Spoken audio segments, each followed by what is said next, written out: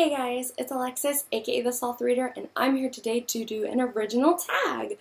So, for those of you who don't know, I am a huge video game fan. I've been fans of video games since I was a little kid, and so basically I decided to make up a video game book tag where I took some of my favorite video games of all time, and I put them with questions, and yeah, so here we go. I'm not going to spend too much time explaining the video games or really explaining the books too much, because if I do, the video is going to be super long, so I'm going to give you the condensed version, and if you want to know more about any of these things, just let me know down below, and I'll be happy to explain to you, give you the full synopsis and everything. Alright, let's get into it. First question is Bioshock, and for those of you who don't know, Bioshock tells the story of a man named Jack, and basically it's the story of how he's in a plane one day and it crashes. To avoid being stranded out at sea, he finds himself in an underwater city called Rapture, which was originally created as a utopia free from the government, but things happened and now it is basically just this underwater madhouse, and that is basically the best synopsis I can give. It's phenomenal, it's one of my favorite stories of all time. So the question I chose for Bioshock was best plot twist, and if you've played Bioshock, you know why this is the one I chose. So for this one, I'm going to go with More Happy Than Not by Adam Silvera. The reason I chose this book is because I'm usually pretty good at predicting plot twists just because I've read a lot of narratives throughout my life, but I honestly didn't see this one coming, and for that reason, it deserves my title of Best Plot Twist. The next one is The Last of Us, and The Last of Us is a zombie apocalypse type game, basically, where you play as a man named Joel, and you're trying to escort this young girl named Ellie who is immune to this infected virus. You're trying to get her to a place where they can come up with a cure for the virus, basically. And it's phenomenal. It's probably my favorite solo game of all time. The graphics are amazing. Naughty Dog did a fantastic job with it. And the story and the characters, you just fall so in love with them, and it's so heartbreaking throughout the entire thing, and it's so great. So the question I chose for this one is Best Family, and I'm going to have to give it to the Bennetts from Pride and Prejudice by Jane Austen. I love the Bennetts, and even the Bennetts that I don't necessarily love, I love how the other Bennetts react with the Bennetts. Mrs. Bennet, Mr. Bennet, Elizabeth. I literally love them, and I love the relationship between Elizabeth and her sisters, even when she's talking to Mary or Kitty, and she's like, wow, you guys are dumb. I absolutely love the Bennetts, the dynamics between them and how they all react and how they all act whenever different men come over, and it's just funny. They're such a hilarious family to watch. And now to the most recent video game on this list, and that is going to be Overwatch, because I am Overwatch trash. For those of you who don't know, Overwatch is a first-person shooter game where you play basically as different heroes, and it's like capture the flag almost, where you're trying to capture these points, where you're trying to escort this thing from point A to point B. But I love Overwatch so much, and I love the different characters and all of their different fighting styles, and the diversity in this game is just super cool, and I just fell in love with Overwatch from the first time I ever saw it played.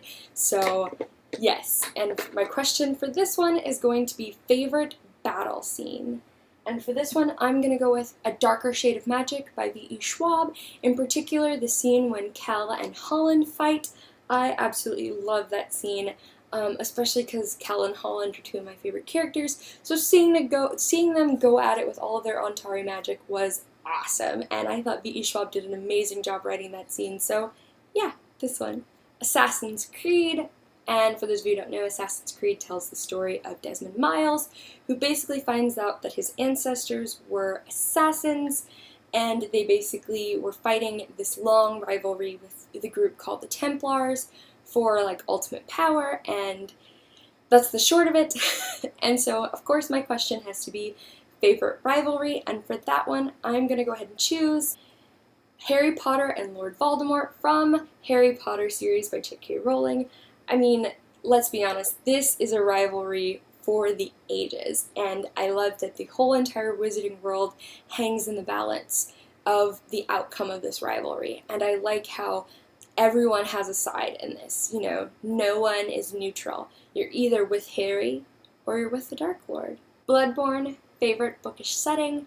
For those of you who don't know, Bloodborne is by the same people who made Dark Souls, but Bloodborne is in a kind of an alternate Victorian London. It's not really London, but it's based on London, and you play as a hunter of your choice, and you're basically killing beasts and monsters who are ravaging this town, and it's just a lot of frustrating, infuriating fun. So my question is, of course, favorite setting.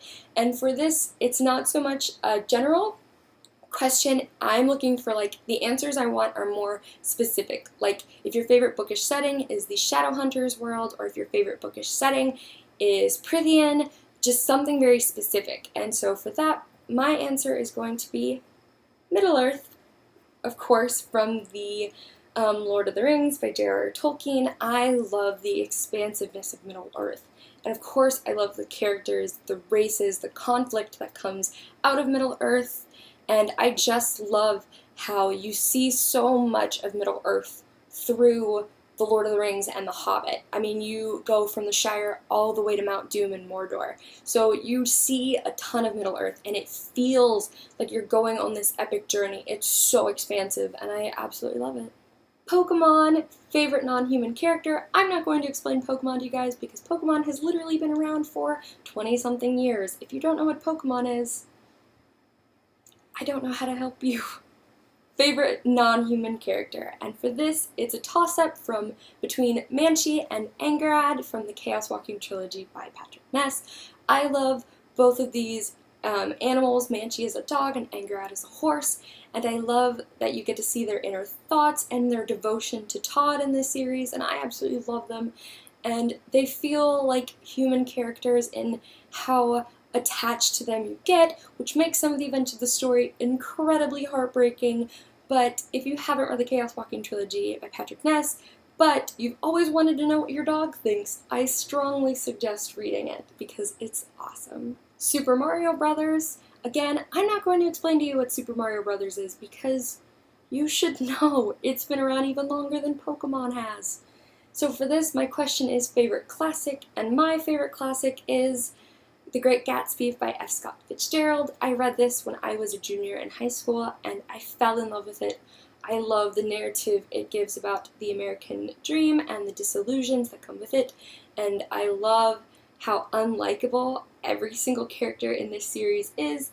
You really don't like any of them, but that is what makes the story so great, is that F. Scott Fitzgerald took his own life story and basically was like, well, let's load it chock full of people you can't stand. But that's like part of what is part of the disillusionment of the American dream, and that all contributes to his whole point with the book, and I love this book. Infamous. Infamous is a video game series that follows these people with supernatural abilities. In the first game, you play as someone who has the ability to control electricity.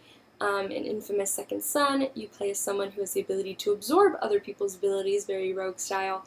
But Infamous is super fun. It's basically just going around with superpowers and kicking butt.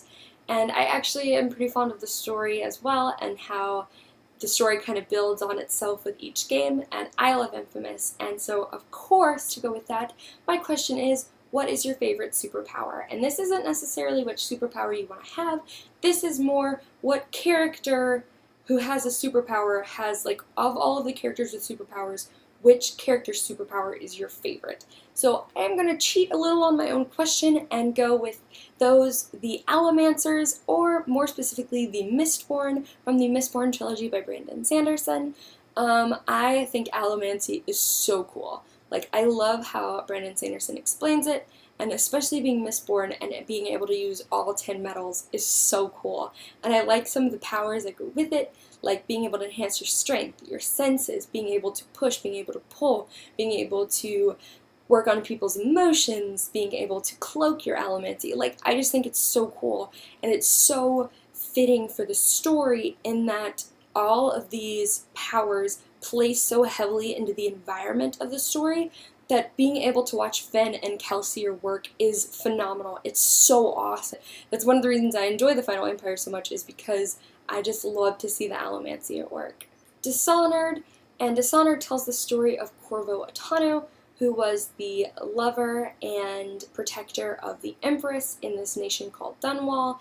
And basically, the Empress is murdered one day, and Corvo is blamed for her death. He escapes before he's executed, and he basically goes on this journey to right the wrongs and bring the real murderers to justice. My question for this is favorite morally great character, and to explain Dishonored a little bit better, the reason I chose this question is because depending on how you choose to play Dishonored, either by killing your enemies or knocking them unconscious and sparing them, the outcome actually changes, so you can get a good ending and a bad ending. And so that's why my question is favorite morally great character. And my favorite morally great character, which was hard to choose because I love a lot of morally great characters, is Jaime Lannister from A Song of Ice and Fire by George R.R. Martin. Jaime is really a villain in this first book, but in the later books you actually get his perspective and you get to see him apart from the rest of the Lannisters, especially in A Clash of Kings, and that made me fall so hard in love with Jaime. Jaime is one of my favorite characters in this entire series, and I loved hearing him explain his actions, and he does everything out of the love he has for Cersei, but I also loved watching him be apart from Cersei and the time he spends with Brienne, and how he kind of, like, being apart from her really changed the way he thought about a lot of things. And I just love Jaime's character growth, and he does a lot of morally questionable things, but he also is kind of a good guy in his own way, and I love Jaime Lannister.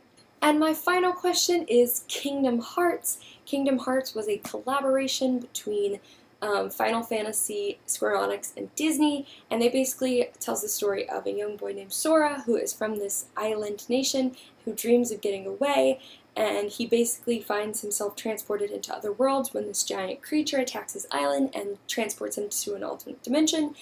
And it basically follows Disney characters and Final Fantasy characters helping Sora on his journey to figure out the mystery of everything and to save his friends Riku and Kairi.